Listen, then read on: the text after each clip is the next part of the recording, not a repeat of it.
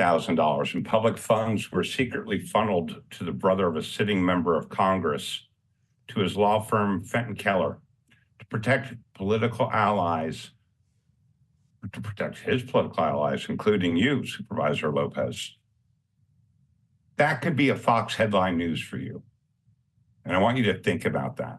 Those payments were disguised as county legal services, even though the work included private defense, election activity, slap motions filed against citizens. One of the contracts was even backdated to the same day my lawsuit was filed. No public agenda, no lawful indemnification vote, and no oversight for that contract.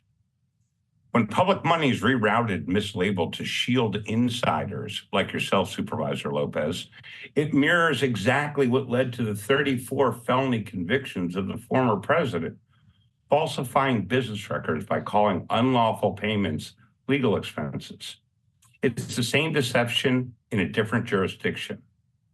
And when that misrepresentation reaches the courts, when county counsel presents incomplete or misleading information that distorts the truth, it becomes a fraud on the court. And that phrase has a precise legal meaning. It is conducted by officers of the court that corrupts the judicial process itself, preventing justice from ever being done. And that's why your county counsel has spent years gatekeeping my county claims, keeping this board, the public, and even the courts in the dark about the harm they caused. In doing so, they've deprived me of my due process and obstructed any path to resolution. But this board still has the power to fix it. It could still review and settle my county claim now in the interest of transparency and accountability and fairness. We're at time. Thank you, Mr. Schneider. I'm going to just look into the room. I see Eloise joined us. Eloise, we're a general public comment, and just want to see if you've got anything, knowing that you recently joined. No? We did already do consent, so if there's something general you want to speak to, this would be your time. I know you walked in after, so I want to give you an opportunity.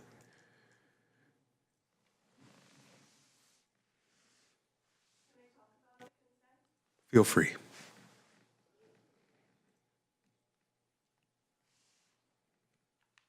Okay, my name is Eloise Shum. I'm a Salinas resident. So I wanted to comment about the consent agenda. I don't know what number it was, but it was something about the Share Center getting $40,000 for the dog tunnel. And personally, I really don't think that, I know that the county through federal and state and other sources gives a lot of money to the Share Center. And I really don't think that the space should be used for dogs. The dog tunnel for dogs. I think having a pet is a privilege. I don't think it's a right. And I think if people are taking space in the Share Center and keeping people from going into a temporary shelter and having to live in the railroad tracks and then with risk of being hit by a train or in a creek bed, you know, in a tent with risk of health issues, I really don't think that they need dogs or pets in the Share Center. Thank you. Thank you. All right, I see no other hands up on Zoom. No one else in the room coming forward. So what we'll do at this time is close our general public comment and recess the Board of Supervisors and call to order the Board of Supervisors on the Monterey County Water Resource Agency. With that, let the record reflect that 3 supervisors are present, with Supervisor Church, Supervisor Lejo, and myself present. I'll turn to the clerk and see if there's any additions or corrections this morning. There are none. All right, now we've got general public comment on the Board of Supervisors of the Water Resource Agency. Seeing no hands going up, no one coming forward, we'll close that and move forward to our consent calendar, which has 1 item on it. Is there any member of the public who wishes to comment on that consent item? Seeing none, I'll bring it back. Motion from Supervisor Alejo, second from Supervisor Church. All those in favor signify by saying aye. Aye. Anybody opposed? Abstentions? The motion carries. And we will adjourn and reconvene now the Board of Supervisors with the record reflecting that the 3 supervisors present are still here. With that, our scheduled matters begin with an update from the Watsonville Community Hospital. We want to thank CEO Steve Gray for joining us this morning and give him the floor. It's your choice if you want to sit in the box or at the podium, whichever you're more comfortable with. But thank you for joining us this morning to give us an update about what the hospital just to our north is experiencing, with obviously part of that district being within Monterey County.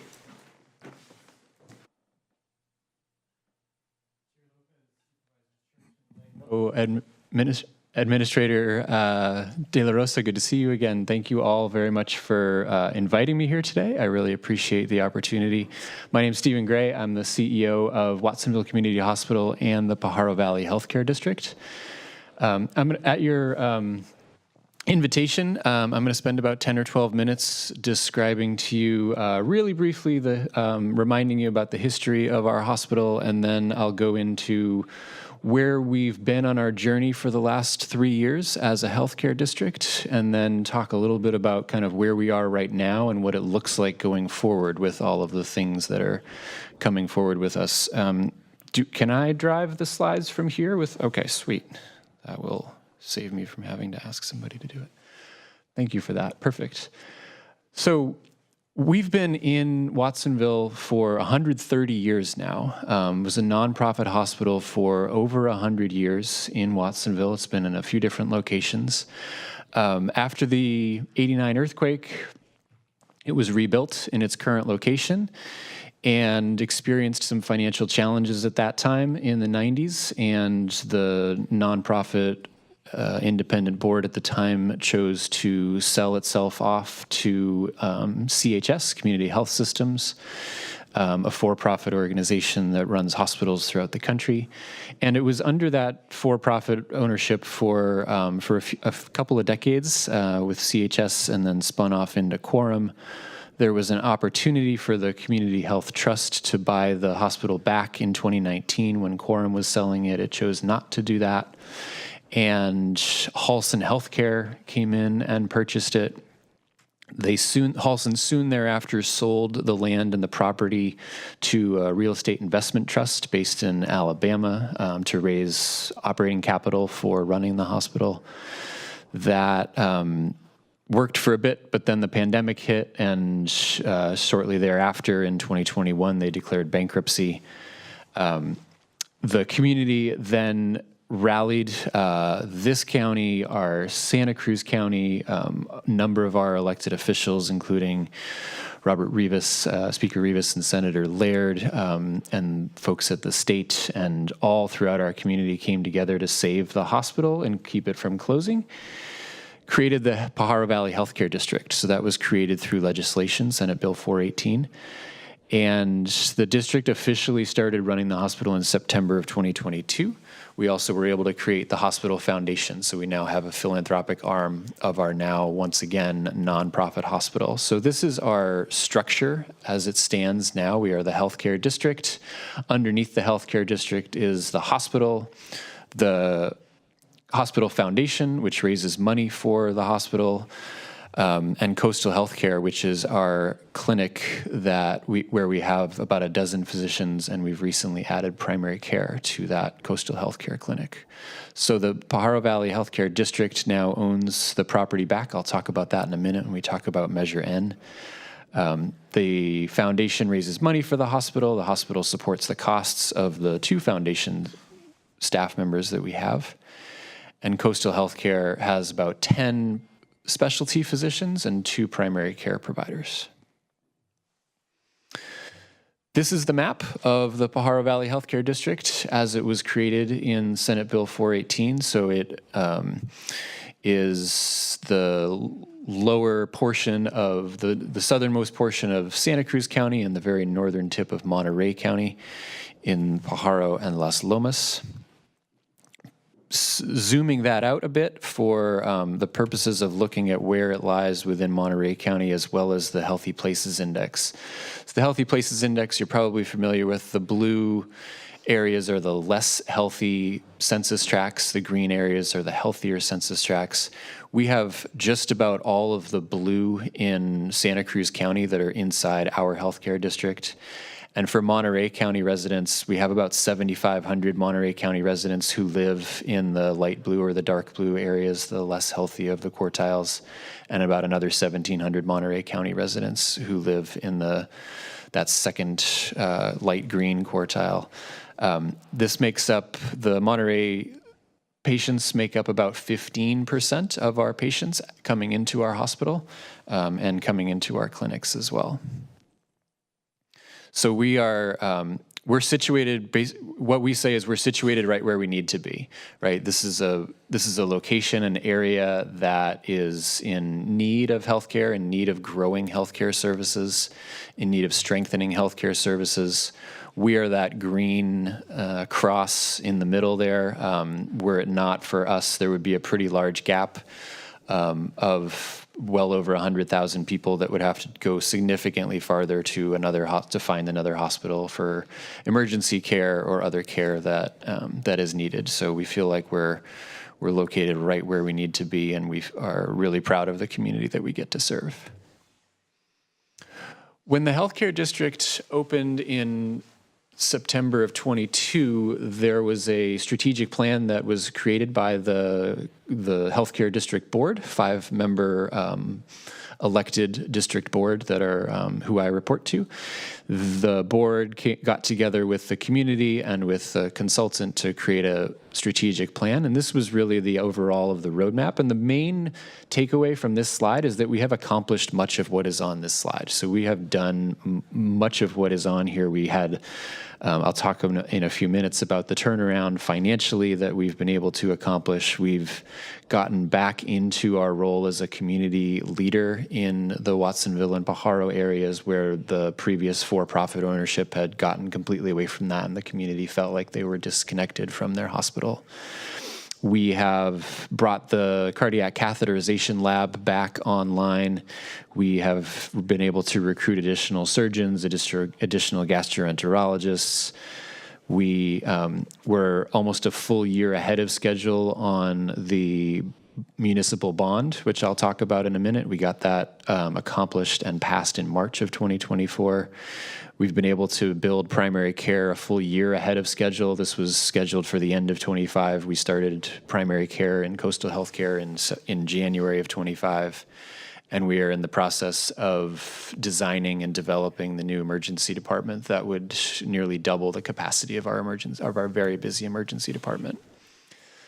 Part of that was getting Measure N passed. This was on the ballot in March of 2024. This is a general obligation bond. It needed 2/3 of the vote to pass, and we surpassed that with over 68% of the vote. We have a very supportive community of our hospital throughout the Pajaro Valley, so members, people who live inside the district boundaries were able to vote for this.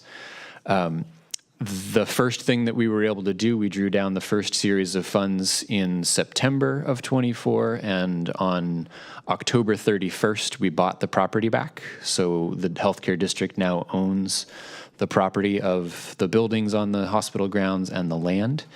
So we were able to bring that back into public and local ownership. What we are working on right now is replacing our aging MRI machine and buying and installing a second CT scanner, so we'll be able to double our capacity there and provide state-of-the-art imaging for our community, something that it has generally had to travel quite a bit farther to find, so that can be part of the Measure N funding as well. The general obligation bond allows us to invest in things that are part of or attached to the property. So we can use it for these sorts of things and all of the infrastructure, HVAC, roofs, et cetera. We can't use it for things like mobile equipment, beds, gurneys, computers, telephones, those sorts of things. We have to, so far we've relied on our hospital foundation to provide funding for those sorts of things. Throughout the strategic planning process and throughout our healthcare district's oversight of the hospital, we've strive to maintain what was envisioned as the community hospital model. So we want to continue to be a full-service hospital for our community. We want to continue to be a primary place for women's and children's services. You see hospitals around the country and around the state that are struggling. They tend to close women's and children's services first because the way our healthcare system is set up, those don't pay very well. But that's a really important service, obviously, for our community. In Santa Cruz County and northern Monterey County, it is the fastest growing and youngest part of our population. And so we know that those moms and young families need a place to go that is close to be able to have their baby and get their care. So we're really focused on making sure that we can do everything that we can to maintain that. We also know that we're not going to be a large, major medical center like you see in larger cities. We will have moderate complexity patients that we take care of, but those who need higher intensity subspecialty, we will continue to be really good at treating and stabilizing and transferring those patients to the right place that they need to go. We know we're not going to be that.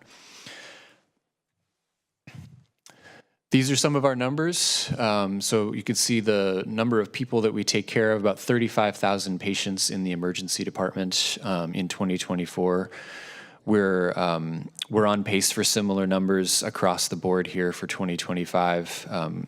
In Santa Cruz County, we are the hospital that delivers the most babies in Santa Cruz County. And we employ 650 people, and we have about 300 physicians on medical staff. We have made a lot of improvements in just the 3 years that the healthcare district has been running the hospital. This hospital was graded a D on a scale from A to F by the Leapfrog group that measures quality and patient experience scores for hospitals across the country. We're able to improve that to a B in just about a year and a half. When the next grade comes out in the next few days, we're still going to be a B, but we are getting even closer to an A, and we anticipate and we have our path to getting to a straight A on this within the next year or so. So we're really proud of the progress that we've made on this. This is a combination of of the quality and safety of the care that we're providing, as well as the experience that our patients are rating us on. Speaking of the experience, how our patients are rating their experience, the green bar is our data from 2022 before the healthcare district took over, and the blue bars are the most recent 23 and 24 data. That was just pulled that I just pulled off the Cal Hospital Compare.org website a few weeks ago. And you can see we're going up and improving in pretty much every area. These new numbers put us well above the state averages and put us in line with some of the more high-performing hospitals in our area. So we're really, really proud of this, and I'm really proud of the team. We have an amazing group of physicians and nurses and staff who have really just, through all of the challenges and all of the ownership changes over the last number of years, have done an amazing job of just taking care of people and making them feel like family when they're coming into the doors of the emergency room. On the financial side, that's been a different picture. So as you know, this hospital has struggled financially for years and decades. We were able to make some significant improvements from 2022 when the losses were $30 million. The healthcare district took over the hospital near the end of 2022. So 2024 got really, really close to breaking even, just a $100,000 loss in 24. 2025, we've taken a bit of a step back financially. We had a cyber attack. We were one of 500 or 600 healthcare organizations alone that were cyber attacked in the fourth quarter of 2024. This is a huge issue and problem. And I'll sort of point you to the third bullet point, the low cash on hand. So a financially stable hospital or healthcare system has about 150 to 200 days of cash on hand. You start to get nervous at 100 days.